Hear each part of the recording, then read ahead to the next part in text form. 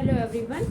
आज फिर हम संयुक्त परिवार की कुछ डेफिनेशन को कर लेते हैं जो कि इम्पोर्टेंट हैं। तो पहली मेरी है जो डेफिनेशन वो बहुत ज़्यादा इम्पोर्टेंट है, पीढ़ियों की गहराई। संयुक्त परिवार को किसने पीढ़ियों की गहराई कहा है? ये पीजीटी में ज़्यादातर पूछा जाता है, तो इसलिए ये इम्पोर्टेंट है। किसने कहा है? ये कहा है कपाड़िया ने,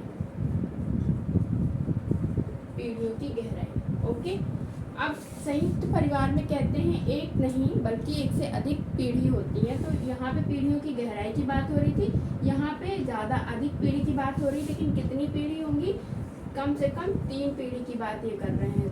तो ऐसे ये कौन है जिन्होंने 3 पीढ़ी की बात की? वो है IP देसाई। कहते हैं संयुक्त परिवार में कम से कम 3 पीढ़ी का एक साथ निवास होता है। तो ये IP देसाई, ये भी इम्पोर्टेंट डेफिनेशन है।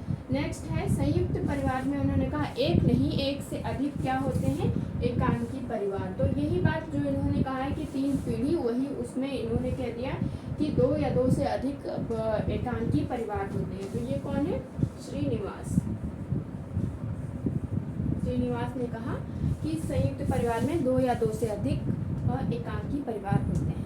उसके बाद है संयुक्त परिवार में एक जो ऑर्गेनाइजेशन होता है, संगठन के रूप में रक्षक देवता की पूजा की जाती है। तो ये कीवर्ड है, रक्षक देवता की और कोई बात नहीं करते हैं, रक्षक देवता की पूजा की जाती है।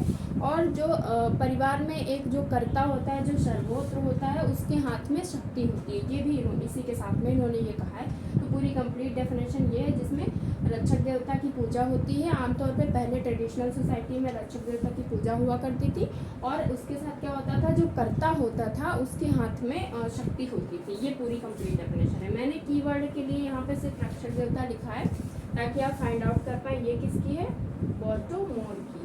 तो आपने देखा बहुत ही अच्छी डेफिनेशन है और एग्जाम के लिए बहुत ज़्यादा इंपॉर्टेंट है। तो आप इन 4 को करके रेगुलर लर्न करते चलिए, और यकीन मानिए कि आप किसी भी कंपटीशन की अगर प्रिपरेशन कर रहे हैं तो बहुत आसानी से लर्न हो जाएंगी, और आपको बहुत ज़्यादा मेहनत भी नहीं करनी पड़ेगी, क्योंकि एक साथ अगर आप रखेंगे तो बहुत ज़्यादा प्रॉब्लम हो जाएगी, कंफ्यूज हो जाएंगे। तो ऐसे जब भी आप परिभाषाओं को लर्न करें तो इस तरह से की पॉइंट पर लर्न करें। Thank you for watching the video.